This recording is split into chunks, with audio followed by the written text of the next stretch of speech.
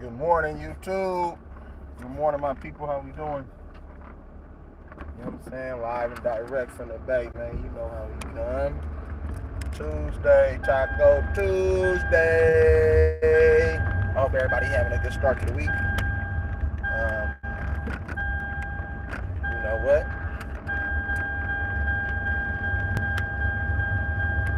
I want everybody to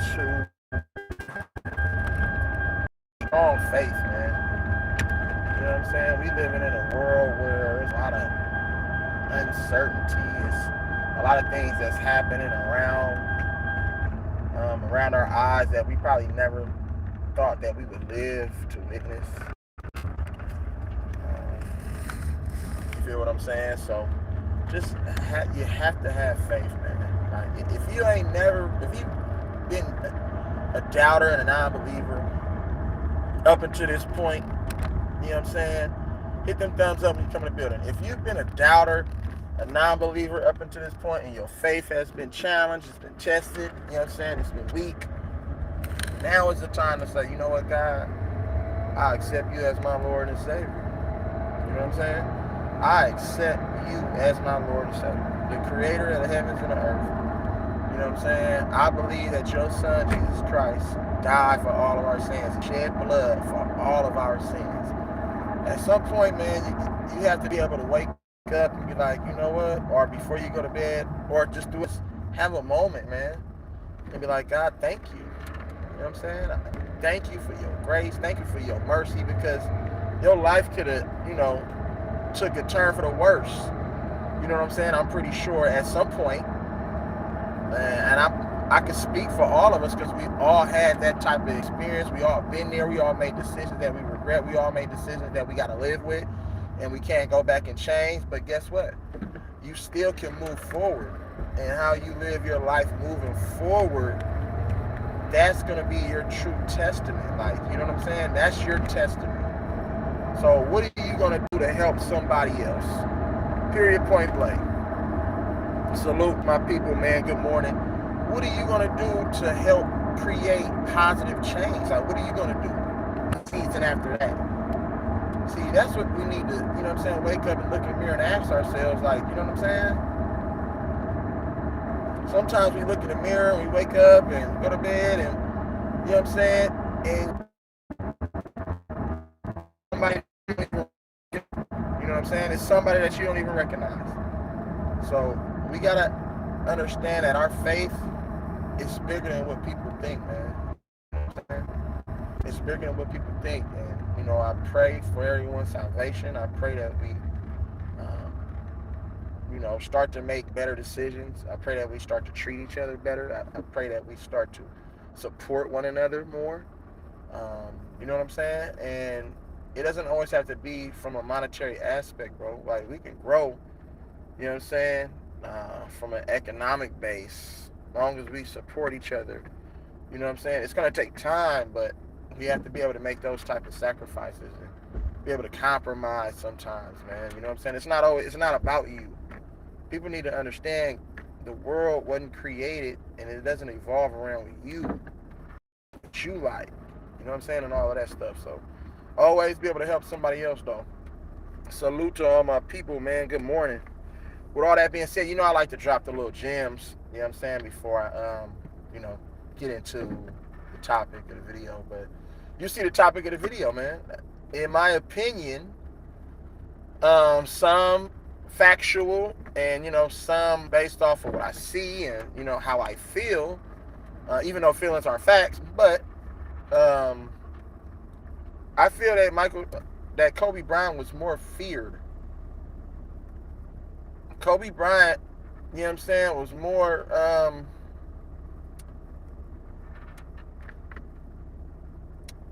he was more feared than MJ. You know what I'm saying? Salute, Ray, dog.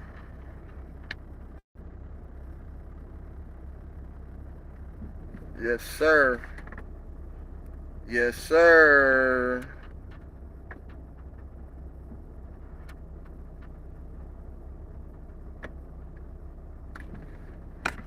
Hold on, bro. I didn't see that, dog. Hold on, Reg. Reg, dog. I don't get my last 7 months to live last week.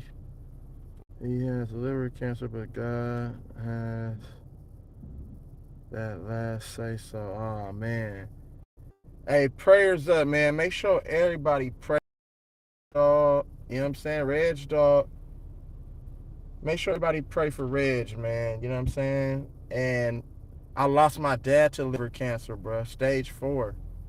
You know what I'm saying? My dad was a rebel. He never liked going to the doctor, but that one time that he did go to the doctor, he never came home, man. So I hold you deep in my heart, bro. It kind of made me emotional even thinking about it. Like, you know what I'm saying? That was around 70 years ago, where I lost my pops.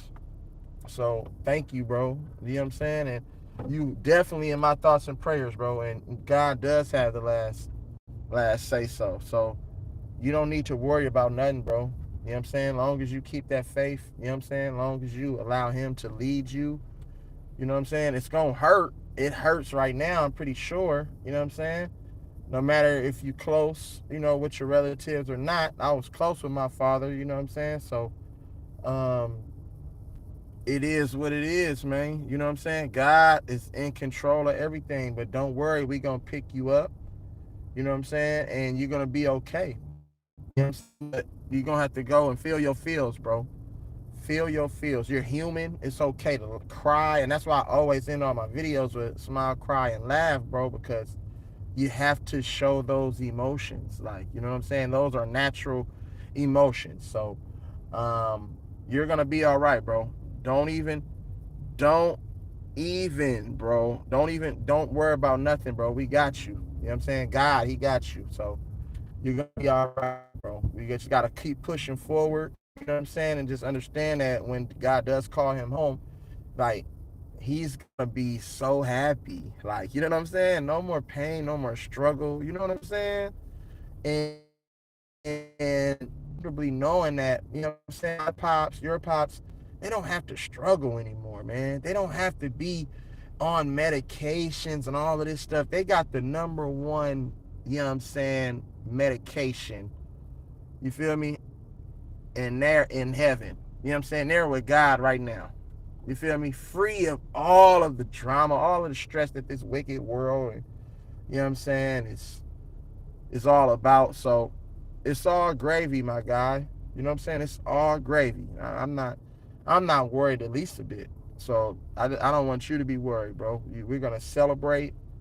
You know what I'm saying? And we're gonna remember all the good things. Like this is just how it has to be. Like, you know what I'm saying? We don't love it, you know what I'm saying? But this is how it has to be. Like, you know what I'm saying? He lived a full life. You know what I'm saying? He raised a brilliant young man, you know what I'm saying? And if you have brothers and sisters, I'm pretty sure that, you know what I'm saying, they're just as brilliant leaders. You know what I'm saying? So don't worry about all that. I know. I know, bro. I'm gonna miss him for you. Like, because I feel it. I can empathize with you. So but I just want you to know that he wants you to know that everything is gonna be all right. Everything is gonna be all right, bro. You know what I'm saying? To be absent, you know what I'm saying, with the body, to be present with the Lord. You don't have to worry about nothing else. Like that's it right there. That's scripture. You know what I'm saying? So it's all gravy. It's all gravy, bro. You know what I'm saying? You're gonna keep doing your thing and just make sure that you know that you have the support system. Like, you know what I'm saying? I know we don't know each other formally like that, but just know that you got the support system, bro, and you're not alone in this fight. You're not alone. And that's why I started off my video saying we gotta love on each other and support each other, bro. Like, that's really what it's all about. You know what I'm saying? And we gonna keep pushing. We gonna keep pushing forward. You know what I'm saying? And we gonna live by faith. You know what I'm saying? We gonna live by faith. We gonna put one foot in front of the other, and we gonna make sure that we don't allow nothing else, you know what I'm saying, to bring us down and stop us from our ultimate destiny and our you know what I'm saying, and our goals and our dreams and our aspirations. So it's all gravy, bro. You know what I'm saying? Oh, you already know, bro. You already know, my guy. Don't worry about nothing, bro. We got you. I got you. We got you, and I got you, man. You know what I'm saying? Man.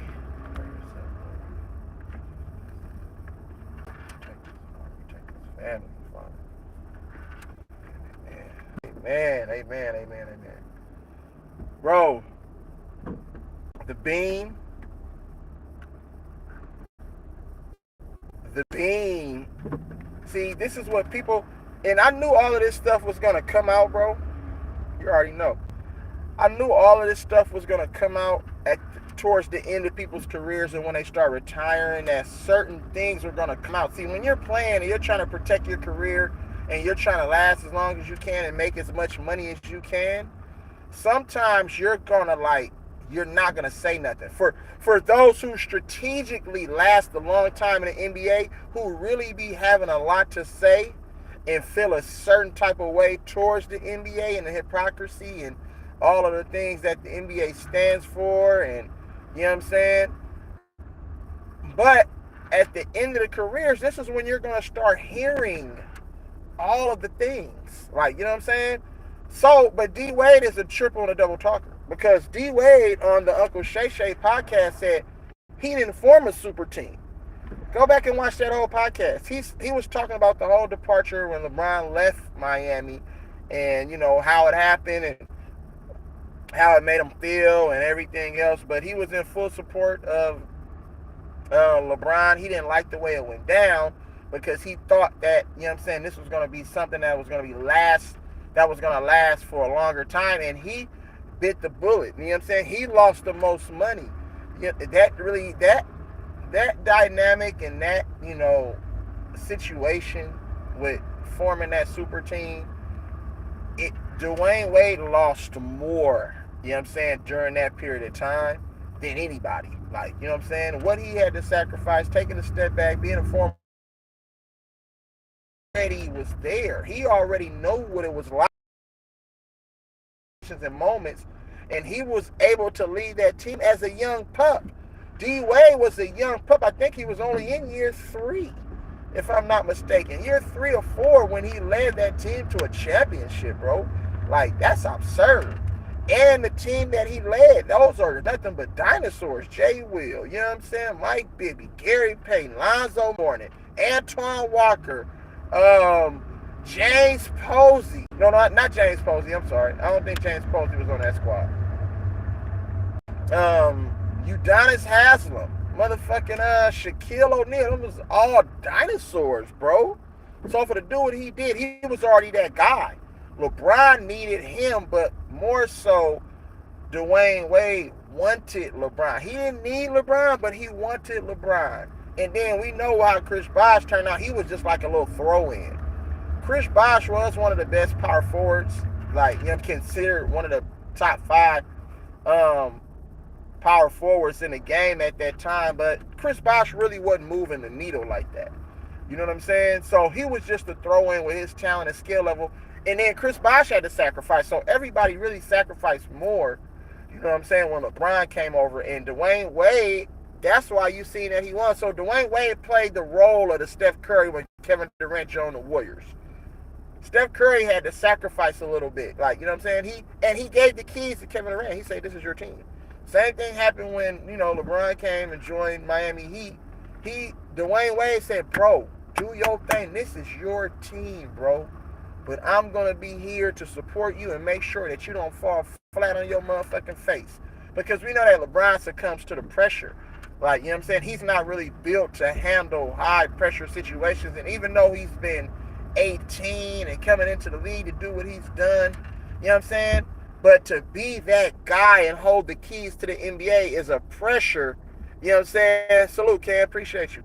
Is a pressure that they put on him.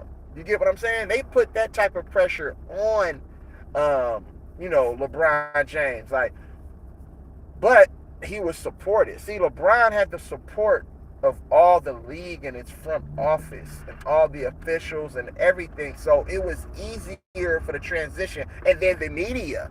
The media loved and respected LeBron. They didn't talk bad things about LeBron. They never put no, you know what I'm saying, like try to tarnish his name or come up with stories and create stories and perpetuate lies and bullshit, you know what I'm saying, to try to make and paint LeBron James out to be, you know what I'm saying, this other type of guy like they did with Kobe Bryant and other guys like that, you know what I'm saying? So they really built him up. He didn't really have no, you you know what I'm saying, really no, like, no family like that. Like, it was just his mom and maybe his auntie and, you know what I'm saying, something like that. But he didn't really have a strong, like, the family dynamic really wasn't that strong.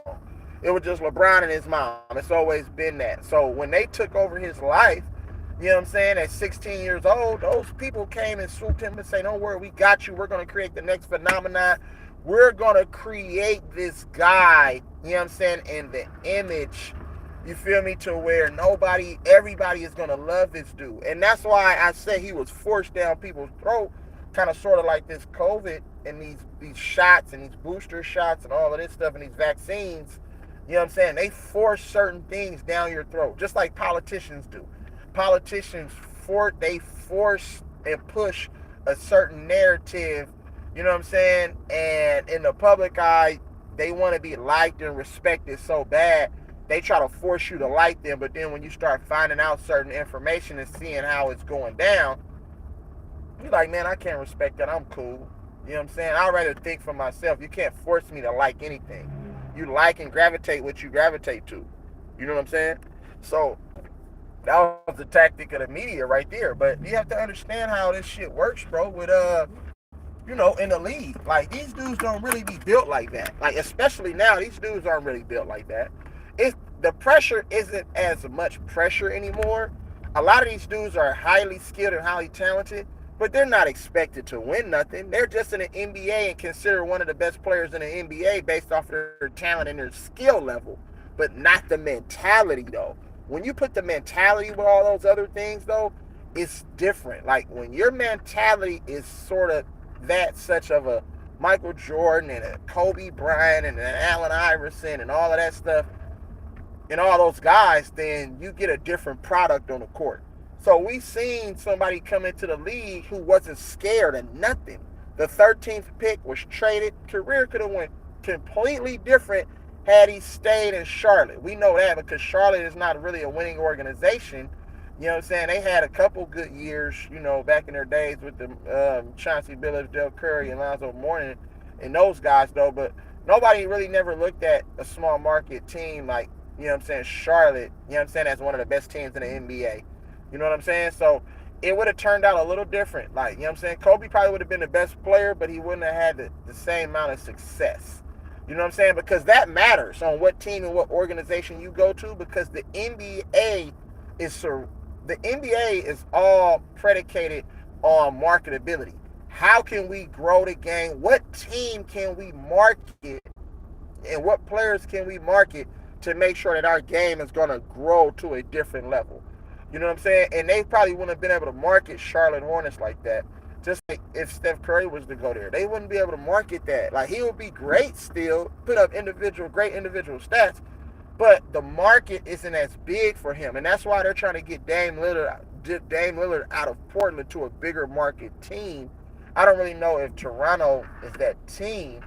You know what I'm saying? But to be honest, it's all about money and marketability. Like, Dame Lillard, what he provides on and off the court, you know what I'm saying? He was a big advocate of, the bubble, you know what I'm saying? As stated, coming out saying that the bubble was real and all of this stuff, and he supports LeBron, and they won, and coming out and, you know what I'm saying, supporting all of this, you know what I'm saying, more like the bigger agendas that's being pushed, you know what I'm saying, by our politicians, especially our Democrats, and then motherfucking,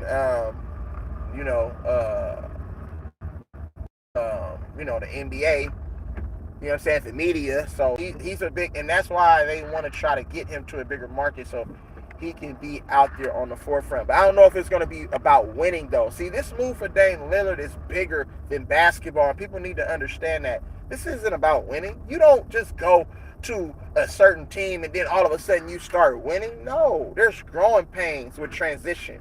With any change in your life and any transition in your life, there's always going to be growing pains. You're not just going to start off just winning. That's not the way this shit works. And people need to understand that. You know what I'm saying? But to get back, you know what I'm saying, to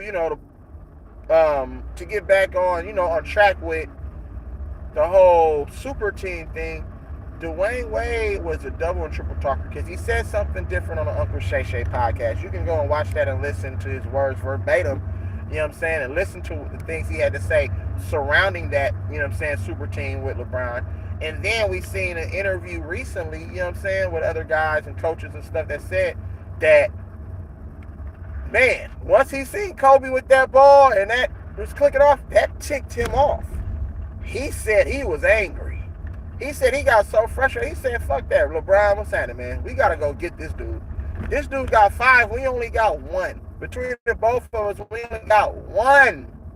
We only have 1 ring. And by this time, LeBron had already, and Dwayne Wade at this juncture in their careers, Dwayne Wade already had 1 in a short period of time of being in the league. But LeBron had none, and LeBron had been in the league already for about 6, 7, 8 years. Like, you know what I'm saying? So LeBron was really chasing. LeBron, the pressure of LeBron being and living up to the best player in the world, you know what I'm saying, which was promoted by the media in the NBA, that was too much pressure for that young guy. He didn't have that mentality. LeBron just wanted to play basketball. He just loved playing basketball because he felt like it was like an AAU to him, and he was playing with his buddies back in, you know what I'm saying, high school, and you feel what I'm saying, in middle school and shit. So he was just happy, but he didn't really have that on his mind, like, I want to be the best in the league. And that's why when we first heard Draymond Green, he was getting into it with LeBron when they had their battles in those finals and stuff, and throughout the regular season, he was like, LeBron really doesn't, this guy, the only thing that I had one knock on LeBron, and this was from Draymond, he said, like, I don't think that he believed that he was the best. Of course, he had the talent, but he didn't have the mindset. And that right there will separate a lot of motherfuckers from a lot of motherfuckers. Like, you feel what I'm saying? It's your mentality. That take you a long way, bro. You can go from a motherfucker who nobody really thought was going to do shit to a motherfucker who be like, well, damn, that motherfucker, he good. Like, you know what I'm saying? He got it. Like, he gonna be dominating and running this shit for a long time. But LeBron didn't have that. He ran from the smoke because he knew that he couldn't get nobody else to come team up with him in Cleveland. Nobody wanted to come to Cleveland. Nothing to do. Joakim Noah told y'all that. You know what I'm saying? Joakim Noah said, there ain't nothing to do in Cleveland. Nobody wants to come to no motherfucking Cleveland. There's nothing out there. Very poor city. There's not a market, you know what I'm saying, for anything out there. And that's why LeBron, you know what I'm saying, ultimately had to move and take his talents to South Beach. The market, Florida, you know what I'm saying? So you already know how that worked. And then on from there, he had to go back to Cleveland. You know how that went, you feel me?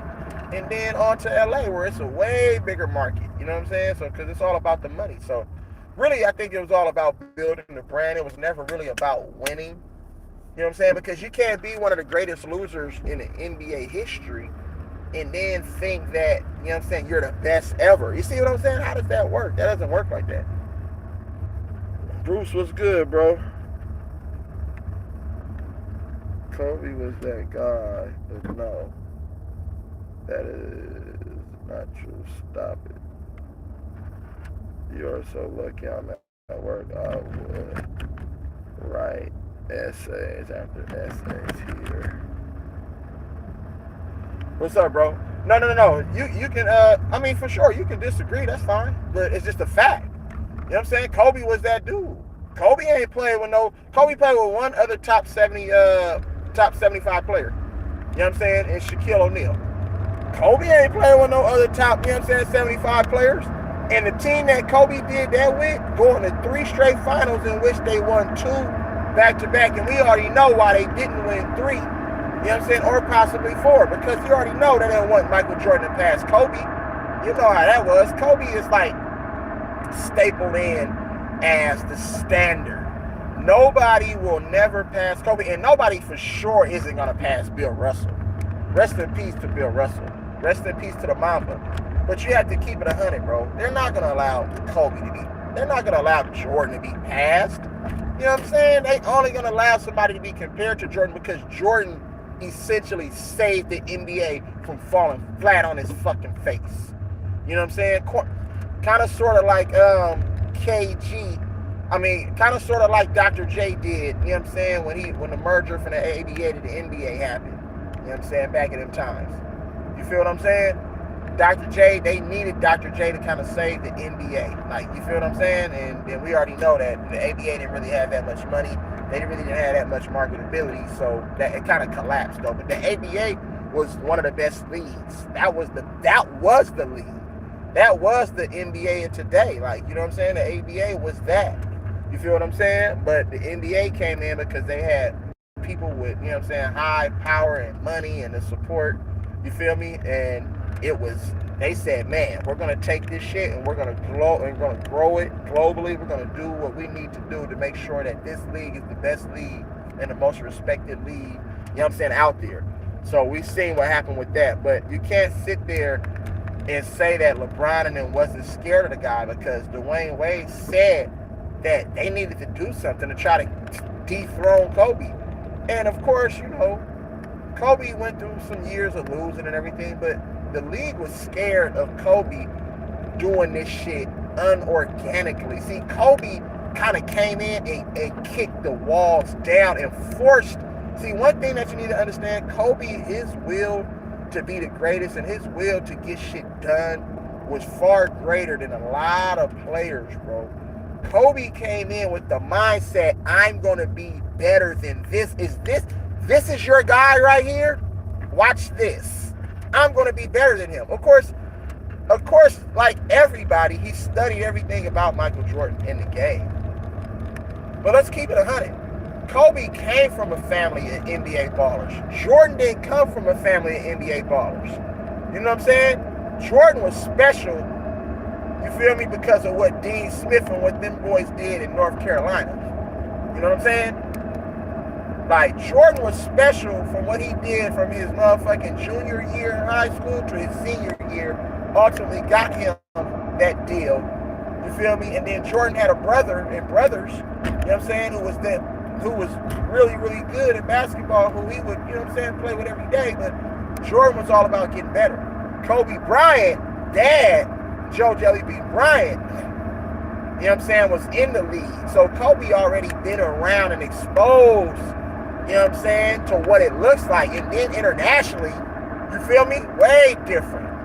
You feel what I'm saying? So Kobe was already had that mindset since he was young. Nobody didn't know though.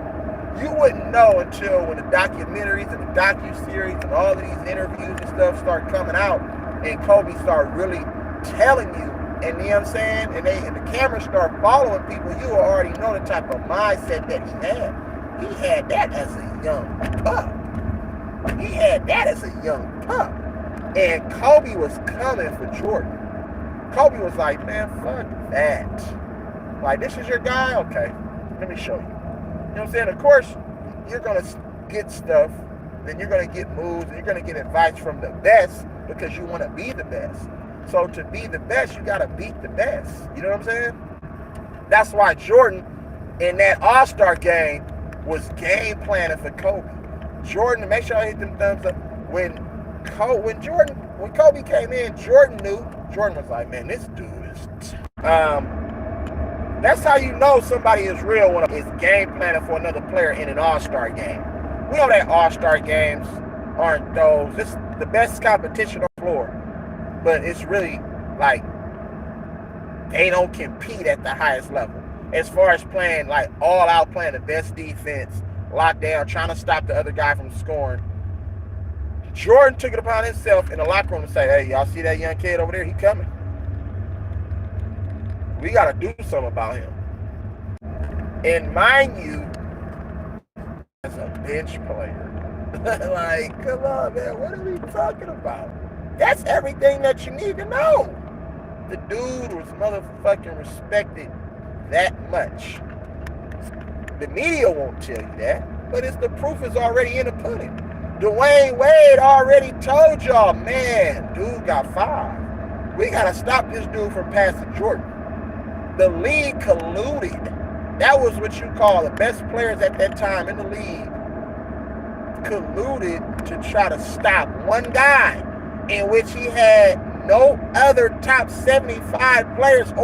One other Hall of Fame player, now that we've seen Powell made it to the Hall of Fame. Powell wouldn't have been no Hall of Famer had he not went to go play with Kobe Bryant. Powell was an unsuccessful big who ain't never made it out of the first round and only what? I think made one All-Star appearance in his time with the Vancouver Grizzlies during that time they were in Vancouver. Think about this. Think about this. They knew that Kobe was that great that they had to stop this dude from winning. But guess what? The team self-imploded. Pau Gasol all of a sudden became not trustworthy. You know what I'm saying? They were on their high horse from winning so much. Lamar Odom was more focused on things other than, you know what I'm saying, basketball. You know what I'm saying? Meta World Peace started to kind of fall back into his own little mental, you know what I'm saying? Derek Fisher was too busy fucking these hoes and shit up out here. He wasn't really focused anymore. He was already 100 years old anyway. And everything that he went through with his daughter, you know what I'm saying, in Utah, between Utah and the Warriors. So we got to look at all of these different factors, bro. Dwight Howard came over there on some Hollywood shit. He wasn't invested in winning. So it kind of, Kobe felt the pressure. He felt like I got to do all of this shit by myself. You know what I'm saying? I got to do everything by myself. They couldn't trust Powell anymore. He wasn't that dude. You know what I'm saying? Powell had lost a little bit of his Kobe Bryant mentality because he was already content with the 2 chips that he won and the 3, you know what I'm saying, that he appeared in. So that was enough for Powell. So everything imploded, bro. So really, LeBron James and Dwayne Wade didn't have to do anything. The Lakers start self-imploding from the inside. Ownership and Mitch Kupchak and this and that. You know what I'm saying? All of that shit in the relationship, you know what I'm saying? All of that shit weighed on the Lakers during that time. And then you had a plethora and a ton of injuries. You know what I'm saying? Kobe Bryant started getting injured. You know what I'm saying? And then at that age, it's hard to come back from those significant injuries when you're already at a certain age to where your body is telling you like, okay, you know what I'm saying? They wanted to get Dirk. They wanted to get Dirk. You know what I'm saying? They wanted to get Dirk a ring. They owed Dirk that ring. And of course, they said, and what better way to get Dirk the ring than it come against the person who we cheated for to beat Dirk, you know what I'm saying, in that finals, Dwayne Wade. And we seen what happened. So soon as that team in that summer of 2011, I think, you know what I'm saying, when the decision happened, then we seen Miami run the table in the East. The competition, you had the Bulls, and you had the Celtics, and maybe Detroit, but the talent level really wasn't all that. You know what I'm saying? The East, nobody was really scared of the East. They wasn't really dominating nothing. The West was dominating, winning all the rings. You know what I'm saying? Other than Michael Jordan-led team, the West really wasn't the East really wasn't doing nothing. You feel what I'm saying? It was all on, it was all on the West, on the Western Conference shoulders. You feel what I'm saying? So people need to really understand how this thing played out and what it looked like. You know what I'm saying? So when people talk and say all these different things, it's so far from the truth, bro. Like, and that's why I be like, y'all just be saying anything. We just talk just to talk, but I'm trying to put it in the proper context and put it in proper perspective so you will understand how all of this stuff plays out. The NBA knows when to come up off of certain teams and then go and transition to the next team. They had to try to figure out, okay, can Miami be that team? You know what I'm saying? We've seen how that shit played out. You know what I'm saying? They protected Miami so LeBron can get his rings and D-Wade can get his rings because they needed to do something. Something needed to be done. This was all for Kobe Bryant. You know what I'm saying? They built these super teams to stop one guy. You feel me? One guy. If that's the case, I ain't seen him do that in the 80s. I didn't see him do that in the 80s for Jordan. You know what I'm saying? Houston and all these teams and Detroit and the Lakers, they wasn't building super teams for Jordan. I didn't see Magic Johnson collude with Clyde Drexler, Hakeem Olajuwon, and Larry Bird and all these dudes and say, man, we got to team up to beat this dude. You know what I'm saying? And I'm talking about, this is at when Jordan finally made it over the hump. When Jordan finally figured out how to win and what it took to, you know what I'm saying, get to that next level, him and Scottie Pippen, obviously obviously Phil Jackson took over for Doug Collins at that time, and then Tex Winter came, and then they implemented the triangle offense, and then boom, there you have it. Jordan really trusted somebody because Phil Jackson came in there and demanded that, you know what I'm saying, he be great. He held him accountable, you know what I'm saying? But then Michael Jordan also respected him. See, Phil Jackson came in and added structure. And that's what was needed for a team that really didn't have no way. The Chicago Bulls didn't have no way. They were just out there going off of the pure talent of Michael Jordan. Michael Jordan was out there on pure talent and skill. But when Phil Jackson came in and added structure, he did the same thing with Kobe Bryant. The structure, you feel me, is what allowed these players to be great. Once they start having an understanding, you know what I'm saying, of how to go about their business each and every night, that's when you see them start winning. You feel what I'm saying? But like I say, they didn't build super teams.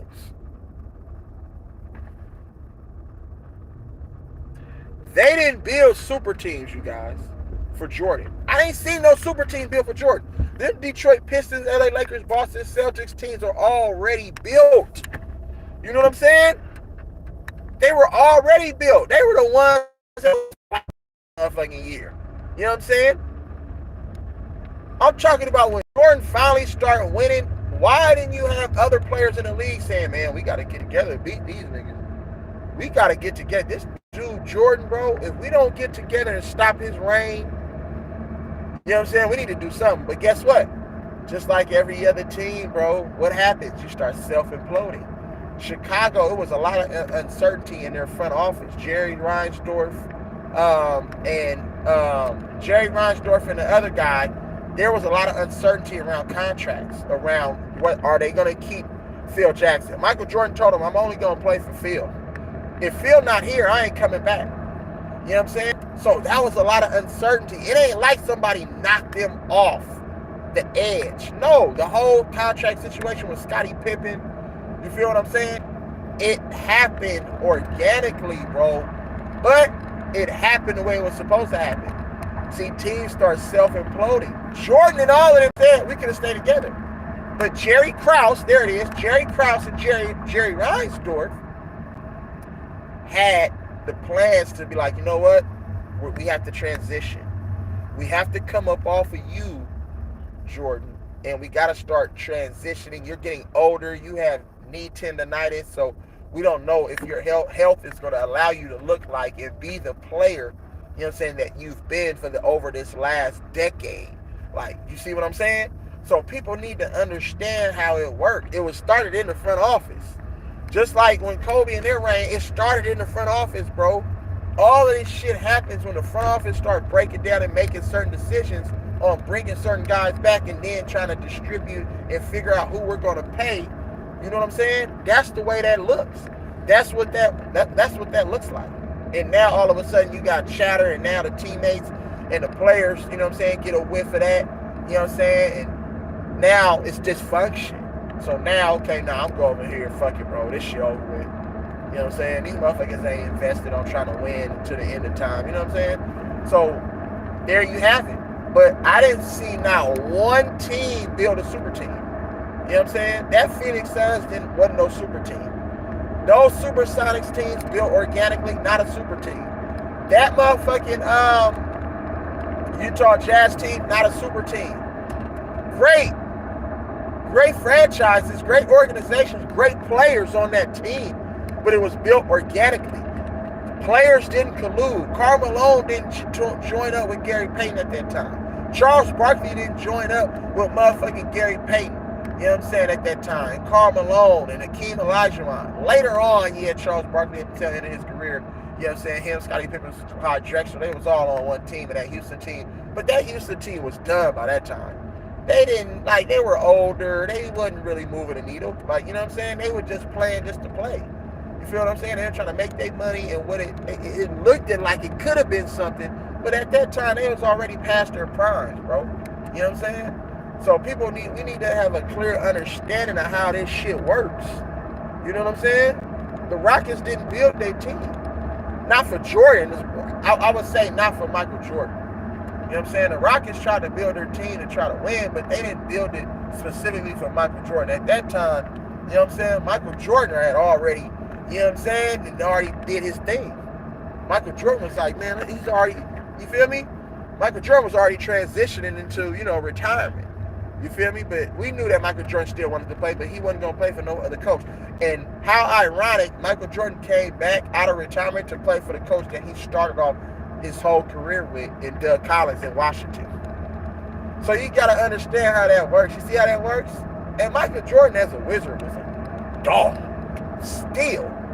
He wasn't the Chicago Bulls Michael Jordan, but he was still Michael Jordan. That knee tendonitis, bro, that really kind of like, you know what I'm saying? That kind of told Michael Jordan, all right, bro, slow down, bro. You can't dominate this league like you once used to. You feel what I'm saying? So we start seeing a transition. But then we got, well, what did we get? That 2006. That 2006, see, they transitioned from Michael Jordan to Shaquille O'Neal. You have to understand how the league is strategic in how they try to do this shit. But they transition not to the Orlando Magic, though. You see how that shit self-imploded over there, too? Because Orlando had teams that was built to really carry the league with the young Penny Hardaway, Nick Anderson, Dennis Scott. You know what I'm saying? They had squad over there, Horace Grant. You feel me? They had squad up over there. But what? Guess what? No market in Orlando. There wasn't no market in Orlando like that. They said, okay, fuck it. We gotta get Shaq to the La La Land. And we seen Shaq went to the Lakers, and the Lakers had a squad. But they didn't win with Eddie Jones. They didn't win with the, you know what I'm saying, Nick Van Exel, Elton Campbell. You know what I'm saying? Motherfucking Anthony Peeler. They didn't win with those guys. Let's just keep it 100. The Lakers, they knew. It was like, ooh, this dude, Kobe. We got Kobe in the back pocket. Even though Eddie Jones was that dude during that time and Nick Van Exel was, they had Kobe Bryant sitting in that back pocket because they knew they was going to form one of the coldest duos that ever graced the basketball court in NBA history. They had Kobe sitting right there. They knew Kobe was a dude, but Dale Harris mismanaged that. You know what I'm saying? It wasn't until when Phil came and did the same thing that he did for Jordan and Scottie Pippen and those guys. He did the same thing for Shaquille O'Neal and Kobe Bryant, the structure part. You over here, this is what we're going to do. It's a well-oiled machine, and this is how we're going to run it. Give me some other guys, some dogs, some veterans, you know what I'm saying, that's going to play within this, you know what I'm saying, structural, you feel me, play within the confines of this system. That's what we see. Added the Robert Orrs and the Rick Foxes and the Brian Shaws and the, you know what I'm saying? And a young Derek Fisher out of Little Rock. Let's just call it what it was, bro. And then Kobe emerged as that dude. Dale Harris held Kobe Bryant back, or I believe that the Lakers would have won more than just 3 rings. The Lakers would have probably had about 4 or 5 rings, bro, had they unleashed Kobe earlier. Had we seen Kobe on that court earlier and Dale Harris won it, see, it was designed. They knew how great Kobe was. They say, hold on, wait a minute, just hold on, keep Kobe over here. Don't play him that much. Because this dude, they knew Kobe was different. They knew Kobe was different. They was like, this dude is capable of eclipsing MJ. And as far as rings, they knew that Kobe was capable of eclipsing MJ as far as all of his records. That's how great Kobe really was. They knew that. Jerry West, one of the greatest basketball minds ever, and one of the greatest players in NBA history. The logo, he knew it. Why do you think he drafted him? They had Eddie Jones, Van Exel. What did you need another 2 guard for? Eddie Jones was a perennial all-star every year. You know what I'm saying?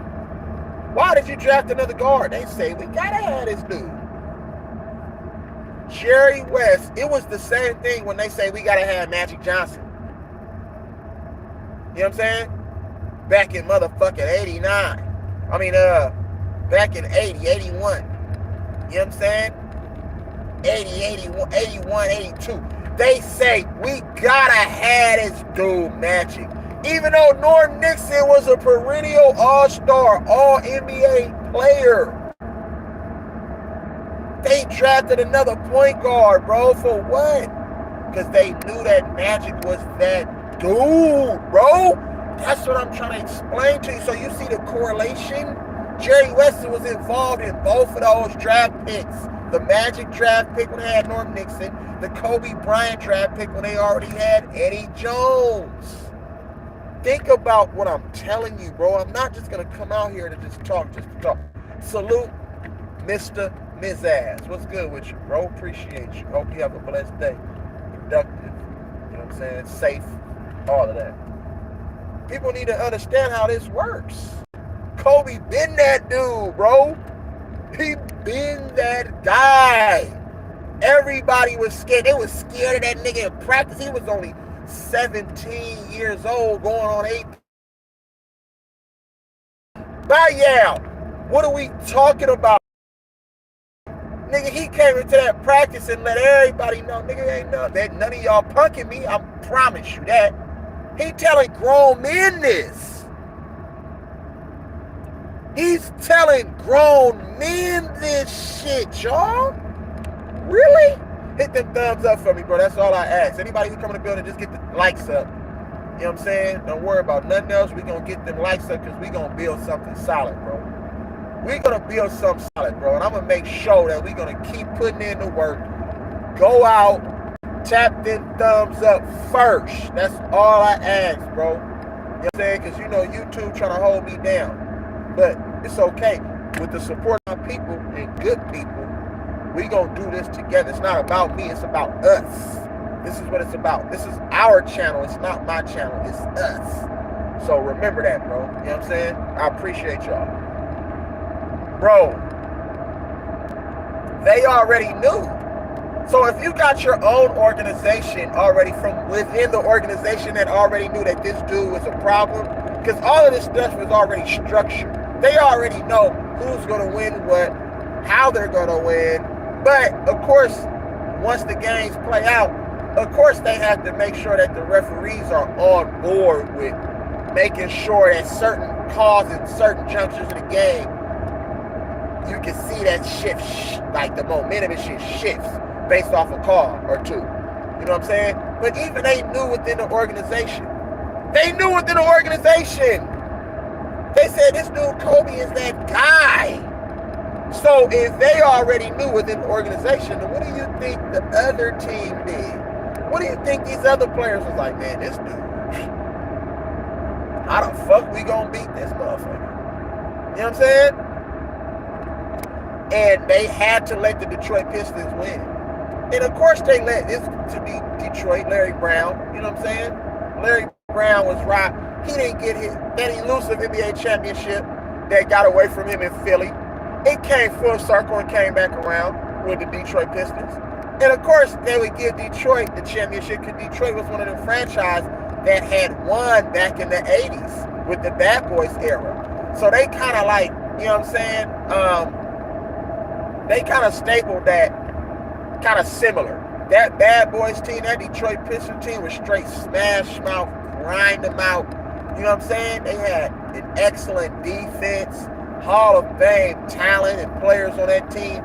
So, of course, they used Detroit to say, okay, let it be Detroit to beat the Lakers. And they needed something to finally break up Kobe and Shaq. You see how that worked out? They needed that so they could break Kobe and Shaq up, in which they succeeded with doing. And Kobe and Shaq played a part in that, but that was all done by media and inside personnel. You see what I'm saying? Because had Kobe and Shaq not been so naive during that time and been so caught up, you know what I'm saying, and self-gratification and selfish, bro, Lakers would have reigned. Just like those Bill Russell teams, just like those Bill Russell Celtics teams with Bob Cousy and John Havlicek and all of those guys back in those times, the Lakers would have reigned just like that. I believe that had Kobe and Shaq stayed together and Shaq relentlessly worked on his body and worked on being in shape, and him and Kobe was on the same page, the Lakers could have easily ran off 8 championships, 8 to 9, in my opinion. You know what I'm saying? In my opinion, they could have been the greatest. We could have really just been talking about them two as 1, 2 as the best players that ever existed. Hit those thumbs up when you come to build it. So you got to look at it like, okay, things happen, but it's all orchestrated. They just don't say, oh, it just so happened. No, they knew exactly how to transition off and come up off of that Kobe and Shaq.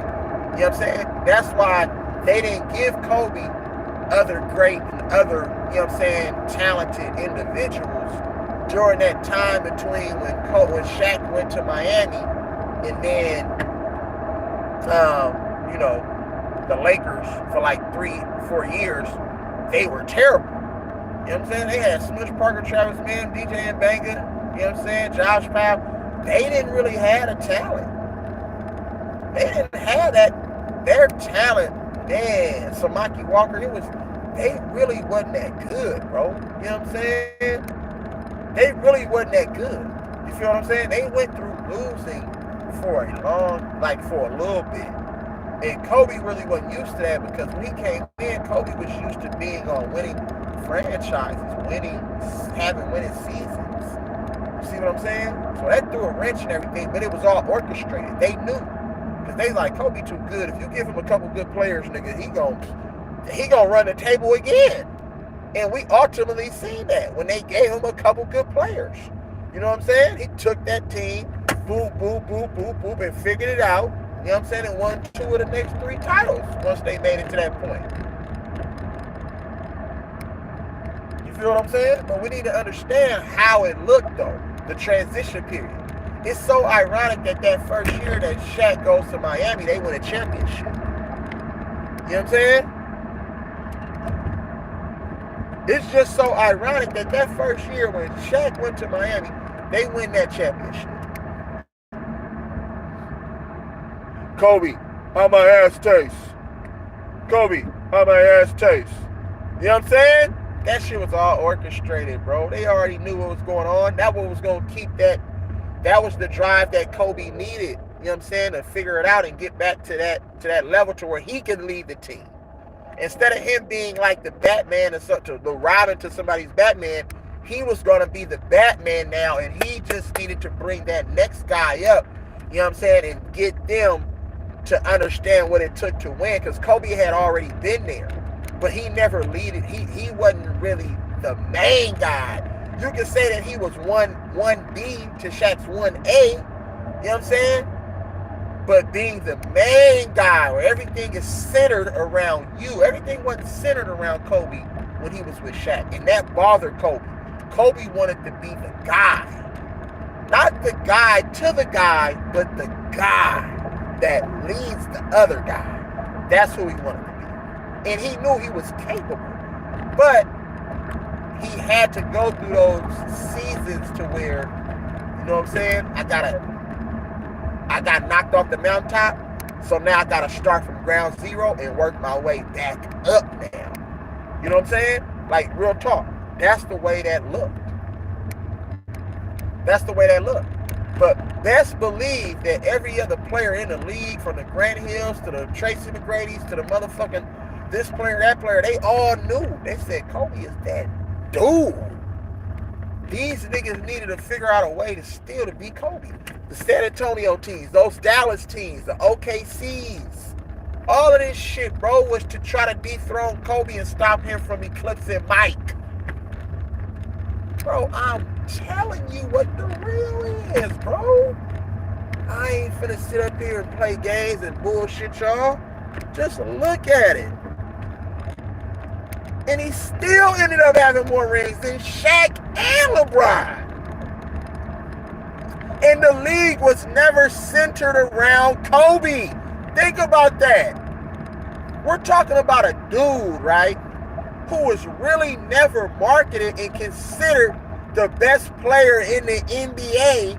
We knew it. They might have said it one or two times, maybe on ESPN, but they didn't market Kobe as that guy, right? Think about that. They didn't market Kobe as that guy. It was all LeBron. It was all this guy. It was all these other guys. It was LeBron this, LeBron that. Like, you know what I'm saying? They didn't market Kobe like that. Think about it, bro. Nigga, Kobe was so great, he forced your ass to say he was the best. Nigga, you had to say that. You couldn't say, oh, this nigga right here, this nigga the best player in the world, but he's losing every year. Nigga, Kobe was out here torching niggas. More 50-point games, more 60-point games. The shit he was doing on a 90 and a 9-out basis. And yes, from a statistical standpoint, before Kobe started winning again, the stats that he was putting up and the way he was going about his business every night, from an individual standpoint, remember that, individual standpoint. Because if we're going to praise one player for being the best, you know what I'm saying, based off of individual this, individual that, think about it. They said that Kobe was not the best player in the league. And you know why they said that? Steve Nash won 2 MVPs back to back while averaging 18 points a game. Kobe was averaging 40, nigga. What are we talking about? He wasn't averaging 40, but I'm just saying, compared to Steve Nash, like, nigga, Kobe was averaging down at 35, bro. Come on. We want to talk about the best players in the game.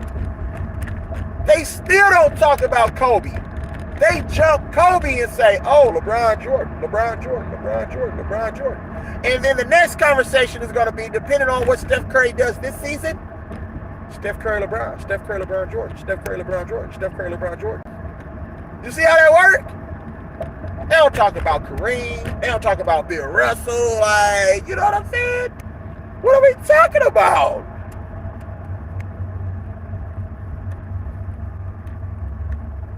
What are we talking about? Hit them thumbs up, please. That's all I ask.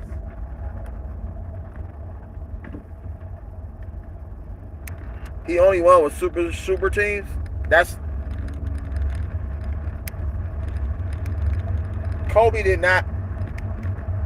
How could you say Kobe only won with super teams? Now, everybody sees Jason the Kid in the motherfucking chat talking like that nigga is over there sipping on some scissor. Sipping on some scissor. Nigga, what is you talking about? The nigga said he only won with super teams. So you mean to tell me, like, cracked out, fucked up in the head ass motherfucking Lamar Odom, fucked up in the head ass Ron Meta World Peace Artest, changed my name 100 different times, never get a haircut, soft ass Pau Gasol, skilled and talented, but soft nonetheless.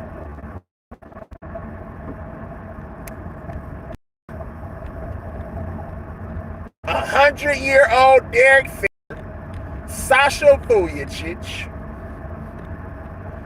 Shannon Brown, you know what I'm saying? Fucking around with motherfucking, the girl is mine.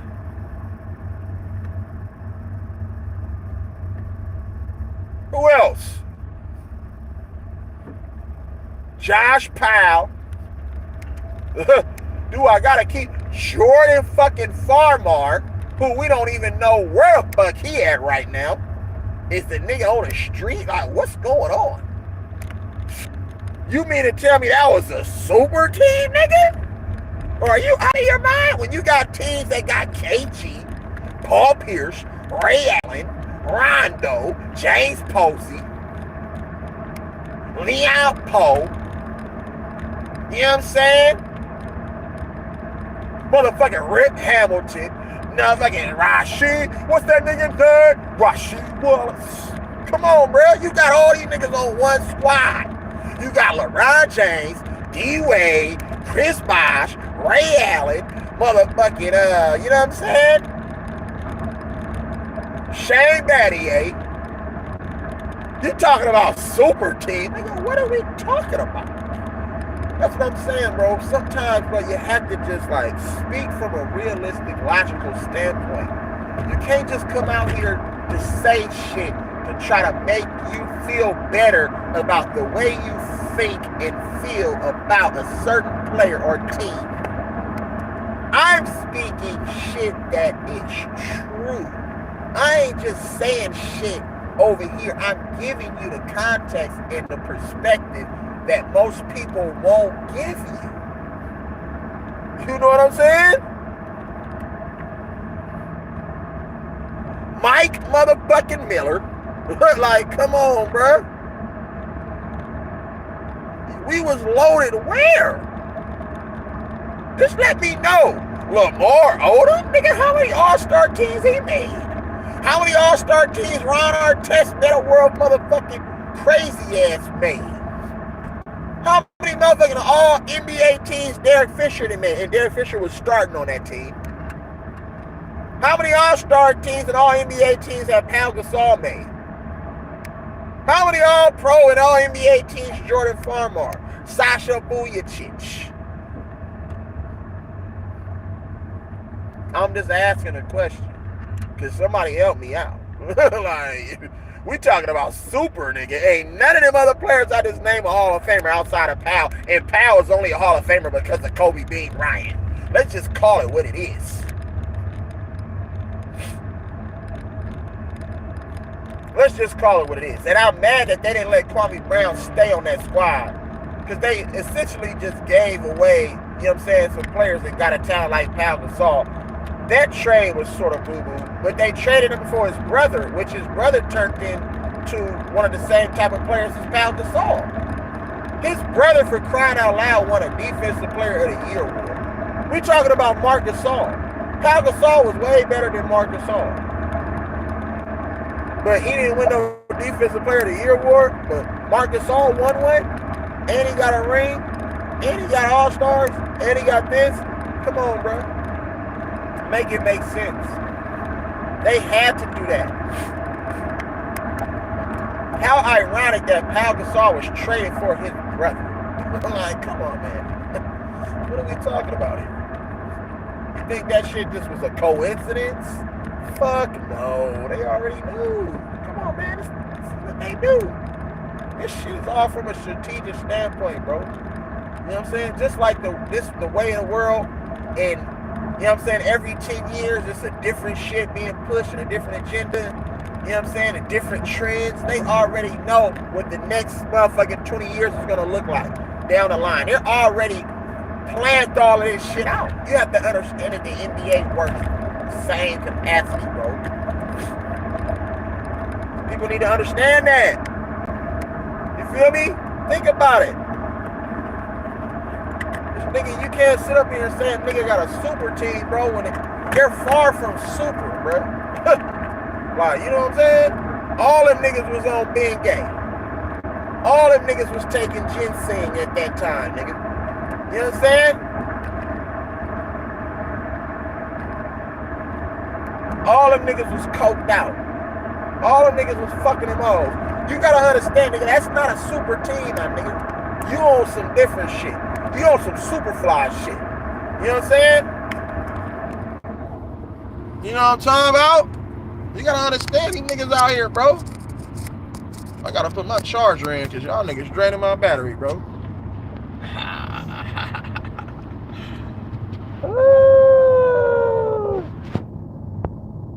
I'm just saying, just think. They let that nigga Steve Nash win 2 MVPs. We talking about Kobe Bean Bryant, right? And a lot of people got him number 1, number 2, number 3. He only got one MVP? Nigga, really? That's how you know that the NBA is phony, bro. They didn't like Kobe. They didn't like Kobe. Kobe, you couldn't help but to like Kobe. Even the niggas who hated that nigga back in the day, they love the hell out that nigga right now. The niggas who hated Kobe back in the day love the hell out of Kobe right now. Because guess what? I used to be a nigga who used to hate Tim Duncan ass. But now that it's all said and done, I'm like, man, Tim Duncan got it done. I didn't like nothing about Tim Duncan. Kevin Garnett didn't either. Kenyon Martin didn't either. A lot of motherfucking players didn't really like Tim Duncan, bro. Like, they didn't like that nigga. Dry, corny, don't talk shit, not flashy. But he was effective. Big fundamentals. He got it done. You get what I'm saying? So I just be wanting other people to have a clear understanding of what all this shit looks like. One motherfucking, come on, bro. One.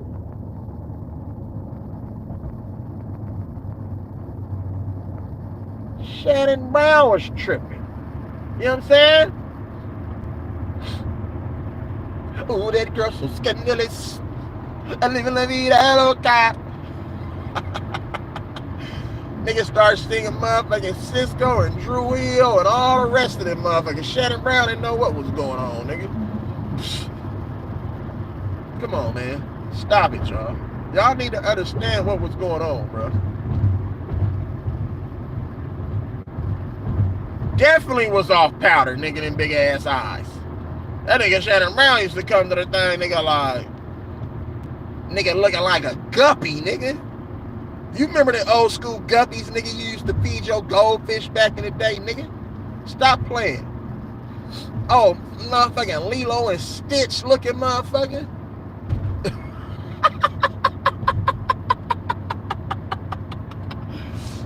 Oh, shit. Hit this thumbs up when you come in the building, man. You feel me? Y'all niggas need to understand what it looked like, y'all. Understand what this shit look like, bruh. Kobe was that dude, nigga. He changed the whole scope. Niggas didn't even know what to do, how to do, when to do it. Shaq was hella mad. Even Shaq was like, fuck, I gotta figure out a way how to get 6. I'm gonna go team up with LeBron in Cleveland. Alright, fuck it. Let me go over here and team up with motherfucking Steve Nash and them in Phoenix. Fuck it. Let me go back and team up with Boston. I need to figure out how to get 6 rings. Shaq, nigga, started going from city to city, nigga, state to state, trying to figure out how to get another ring so he can say he tied. That just goes to show you who that dude really was to begin with. Yes, Shaq was the most dominant, but he was going off of pure athleticism and agility. Shaq never worked on his body one time during the offseason. Shaq went off of pure athleticism, and that shit fizzled out. See, once you're not really that great, bro, and your athleticism isn't kicking, it's really going to show all of the other skills that you have. Or not. You see what I'm saying? So people need to really understand what it looks like. Understand what that looks like, y'all. I'm trying to give y'all some game right now, bro. Understand what that looks like.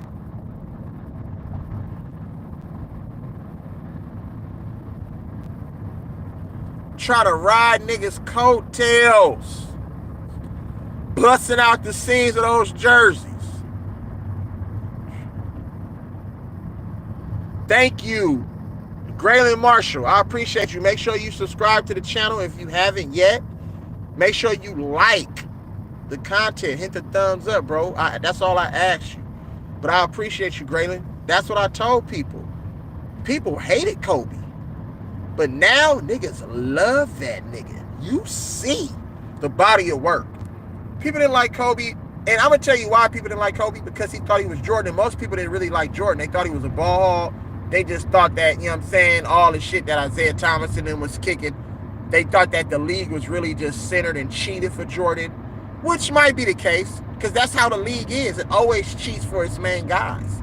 Whoever they're promoting during that time, the league is going to make sure that they win, bro, and they're going to be on the biggest stage. That's just the way the NBA has worked since the merger of the ABA and the NBA. They already had all this shit in sight with the plan, the way it's going to go. That's why we always look at some of these games and be like, man, this shit fake as fuck.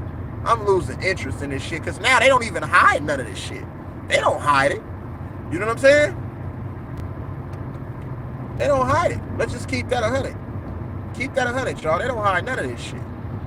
You feel what I'm saying? The media done fucking destroyed the game. Oh, for sure. I appreciate you, Gray. Call you Gray, man. You know what I'm saying?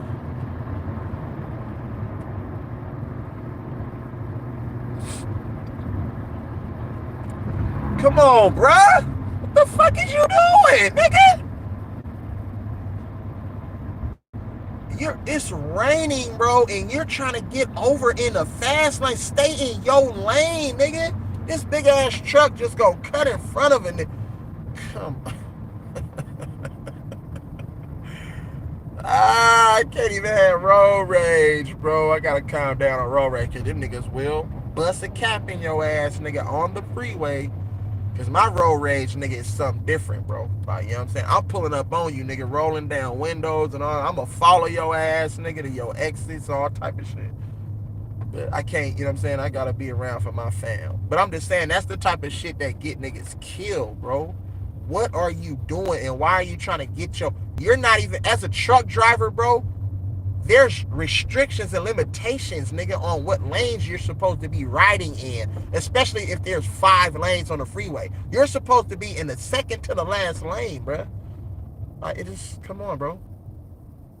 Or the third to the last lane. It doesn't even make sense. Niggas don't even know the rules.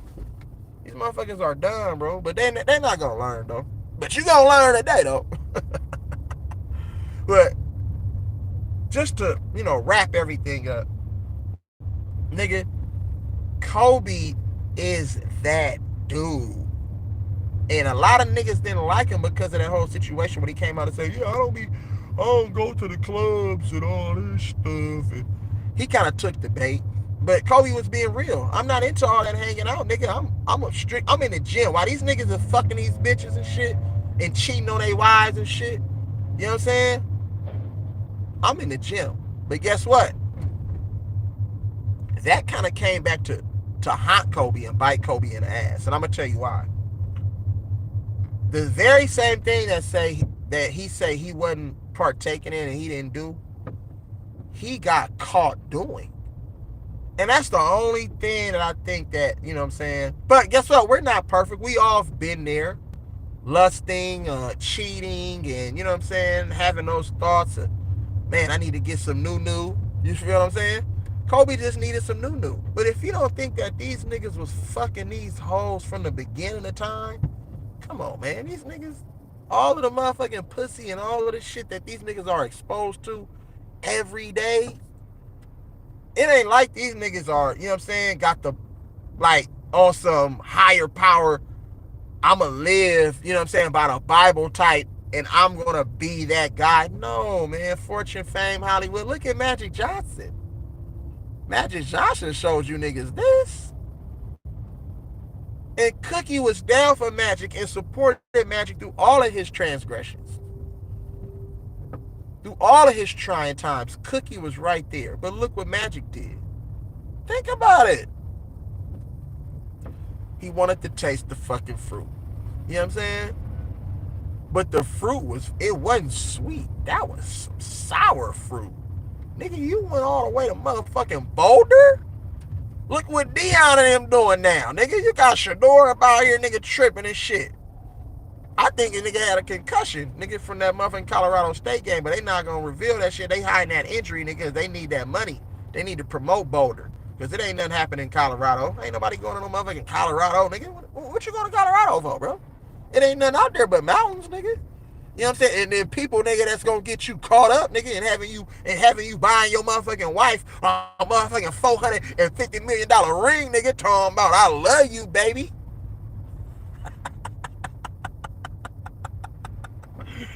You feel me? What's love got to do? I got to do with it. Love There's so many. Woo! You feel me?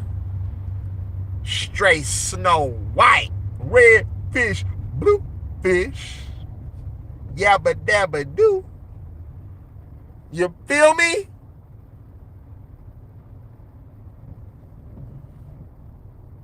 Right, right. They gotta put Colorado on the map. Ain't nothing else going on in Colorado, nigga. There ain't shit out there. What, you gonna go skiing, nigga? What the fuck? I know. My cousin and my uncle, nigga, they stay in Aurora right now. You know what I'm saying?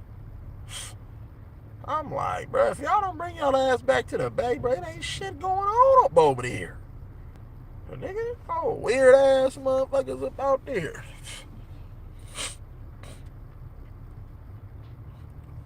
But you have to understand, nigga, how this the whole Kobe Bryant story, bro. The nigga was already great. They recognized that already, bro. Everything was done to try to keep Kobe, nigga, from really becoming the only nigga we talk about. And Jordan knew. That's why Jordan was so fucking hurt. Jordan was hurt. Nigga, Kobe was that dude. Still is. Rest in peace to the greatest to ever do it. Kobe is that guy. And niggas are mad. They're mad, bro. Motherfuckers are mad. It's okay, bro. It's okay. Yeah, now everybody want to watch Colorado. I'm like, nigga, it's only a matter of time before they start getting their ass whooped, nigga.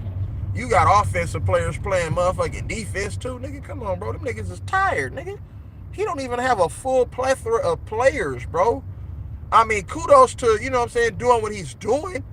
But, nigga, when you start going up against the big dogs, bro, unless them niggas lay down for you, if every team play their hardest, bro, you know what I'm saying, without all the, you know what I'm saying, agenda and all the extra shit, Colorado ain't going to be able to keep up. You know what I'm saying? Colorado not going to be able to keep up. Do they have talented players? Yes, but they need Travis Hunter. Not going to be able to keep up. They need Travis Hunter for sure. You know what I'm saying? They need Travis Hunter for sure. But, nigga, I'm just saying, nigga. Come on, bro. You think Deion gonna stay in Boulder? You think that nigga gonna live and make Colorado his home, nigga, for years to come? As soon as them other schools start coming in, nigga, with that cheddar, with that money, and we know Deion, nigga, everything predicated on the dollar bill. Elevating, getting to the next level. Once them schools start being like, ooh, Deion, man, we want you to come over, nigga. We got this for you. We got that for you. Don't worry about nothing. That nigga gone. And you know he gonna coach his son in the NFL. It's only a matter of time if one of them motherfucking teams and shit, you know what I'm saying, be looking for a coach and a quarterback. It's gonna line up perfect for Deion, nigga. They know exactly why they want to do this shit, because Deion brings the money, the excitement to the game, just like he did when he was a player. Y'all people need to understand what this shit looks like. This shit is all orchestrated, bro. This shit is already planned out, nigga. Y'all think that a nigga just chooses to go to college? What nigga you know, a nigga of all niggas, from down south, Pensacola, Florida, Atwater, Florida, you know what I'm saying? What nigga you know, you know what I'm saying, from Florida, say, oh, I want to go to Colorado? Nigga, what? Hell no. Come on, bro. That was what was available. That nigga don't want to go to no motherfucking Colorado. Come on, man. It's all about the bread, nigga. You seen what it did to put Colorado on the map. That's why all these coaches is coming out being like, man, these niggas, bro, this nigga done brought Lil Wayne, nigga. He done brought all the major motherfucking stars and, you know what I'm saying, performers, athletes to Colorado, nigga, every game. The nigga had Lil Wayne. He was coming out to Lil Wayne. When the last time you seen a nigga in Colorado coming out to any rapper, nigga, any such? Come on, bro. Stop it. Stop it. Yes.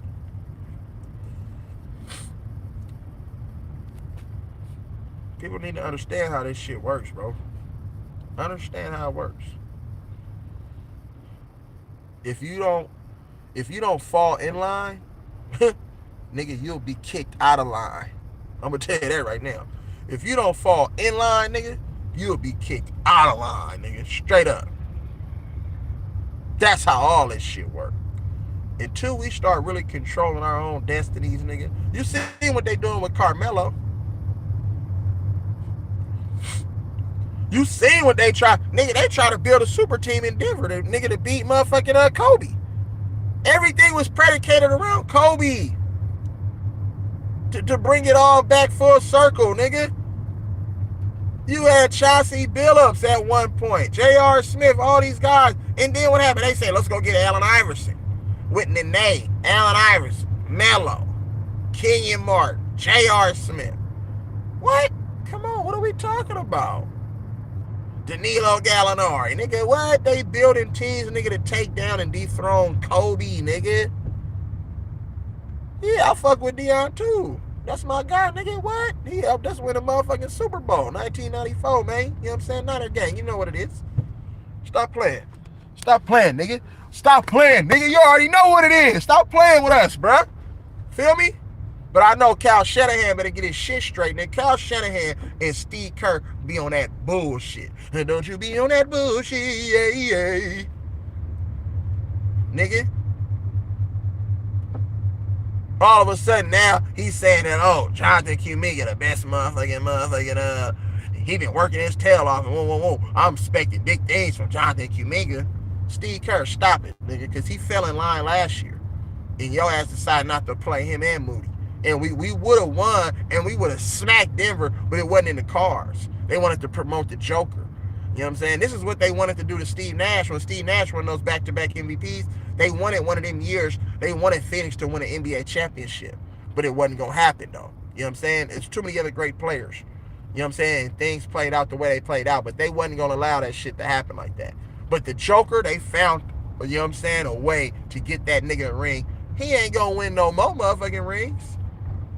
Unless they going to treat this shit like an Akeem Olajuwon situation where the nigga win 2 rings and then the nigga don't win no more after that, then I don't know what to tell you. But the Joker, nigga, he don't impact the game defensively. You know what I'm saying? That's why he had all them guys surround him who play defense. You know what I'm saying? So they can disguise and hide his defensive prowess. All the great other big men in the league, nigga, play some defense. Was a rim protector, you know what I'm saying, at some point. You need to understand how this shit works, bro.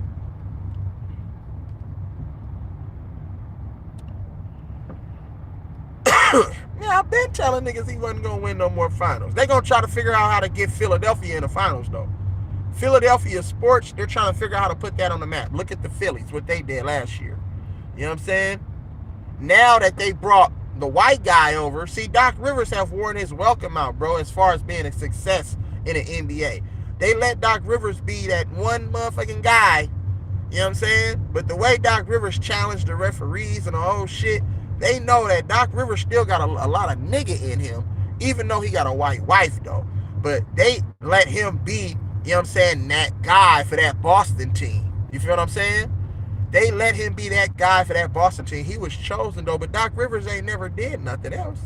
Doc Rivers ain't never went nowhere with no other team. But the simple fact that he got a white wife, they thought Doc Rivers was going to fully sell out all the way.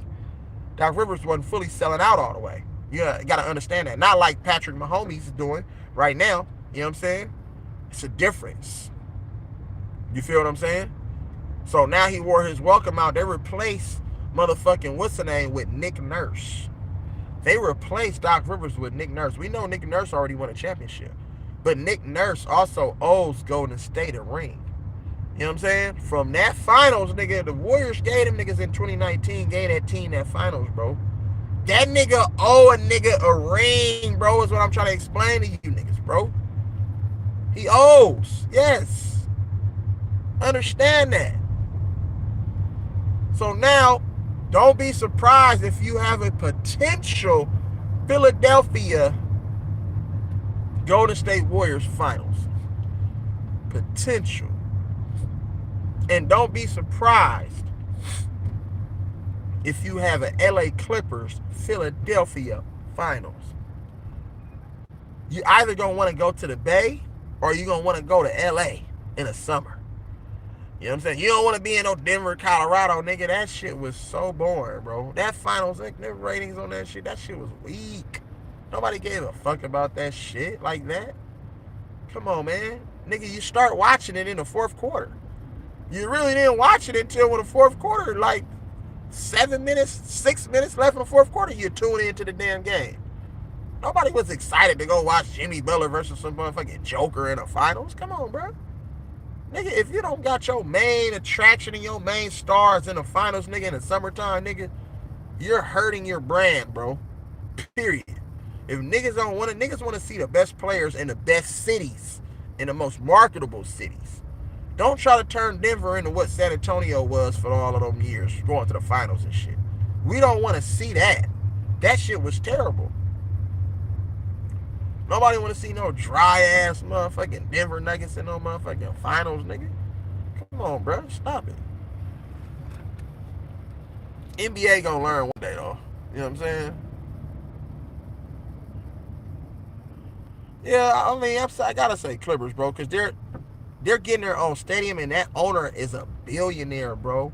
So of course they're gonna allow the Clippers to be, you know what I'm saying, separated and develop their own identity. It was hard for the Clippers to really have any level of success because they share the building and they share the spotlight and everything with the LA Lakers. And you can't compare the Lakers to the Clippers.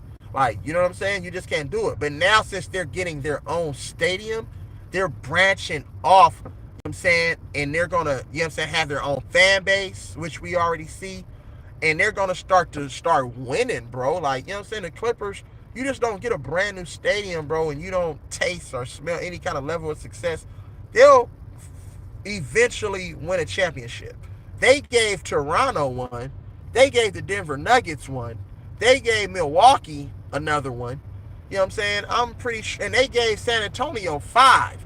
So I'm pretty sure that they're gonna give, you know what I'm saying, a place like LA, the Clippers that is, they're gonna have to win at least a couple. It's just a changing of the guard. Like, you know what I'm saying? Like, the Lakers are gonna kind of fizzle out. They don't have that next superstar talent, like, to where we can be like, this is the next guy in line. The Lakers are going to go through years of losing and triumph and, um, you know what I'm saying, bad seasons and fusion and all of that shit because that's the way it's supposed to go. You know what I'm saying? And they don't really have anything that they can build substantially on as far as from a talent level and, you know what I'm saying, the next guy. They just got a bunch of guys. That's it. Oh, we got a bunch of guys. But you don't understand that, bro. Just because you got a bunch of guys, that doesn't equate to winning, bro. It's a certain level of, you know what I'm saying, work ethic that you have to display. You know what I'm saying? The way you go about your business. It's a different level of sacrifice because you got all these young guys who wants to prove themselves. You feel what I'm saying? Who feel like they deserve to get playing time and they deserve to be, you know what I'm saying, that play a key part on a winning team, but they don't know how to sacrifice yet. So, you know what I'm saying? But it's a little bit different, bro. That's not the way this goes. That's not the way this works. Yep, you still got all them. Luka, Tatum, Kyrie, Austin. Yeah, it's a lot of other storylines that can go, but you know what I'm saying? So we'll see what happens. We'll see what happens.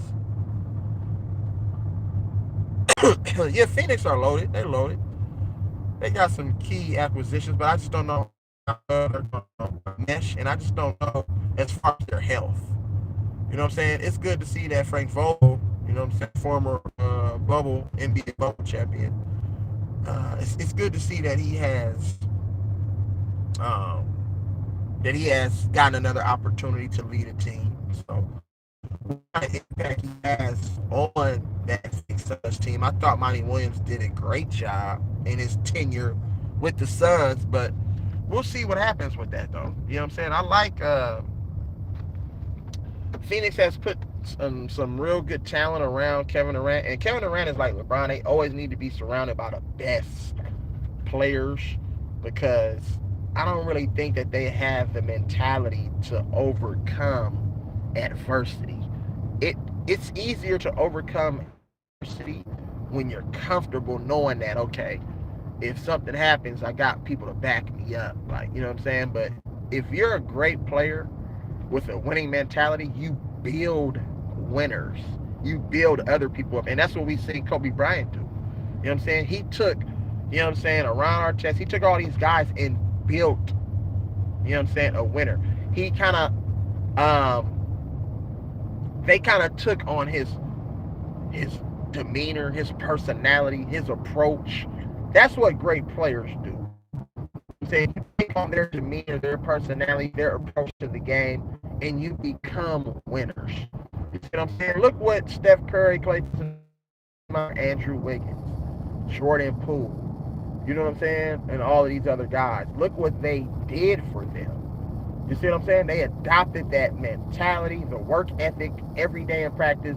You know what I'm saying? Their professionalism on and off the court, their work ethic, you know what I'm saying, on and off the court. So you have to understand, you have to build a winner. Like, you take the roster that you have and you build them up.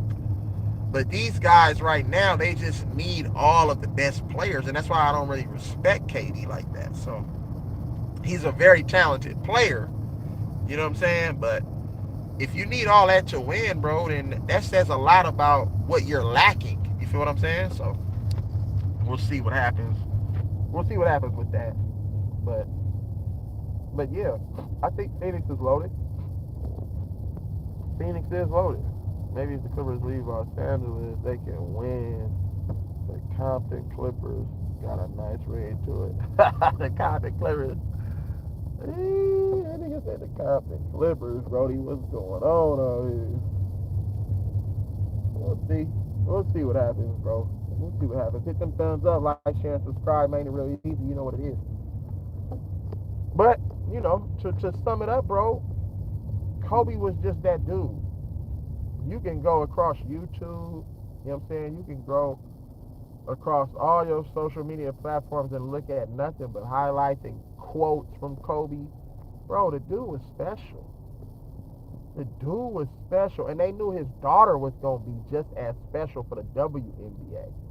You know what I'm saying? And you wasn't going to be able to tell her nothing because messing with Kobe, see, it's a reason, bro. Like, you know what I'm saying? It's a reason. They knew. These motherfucking cricket motherfuckers be knowing. They be having to do certain things, take certain people out.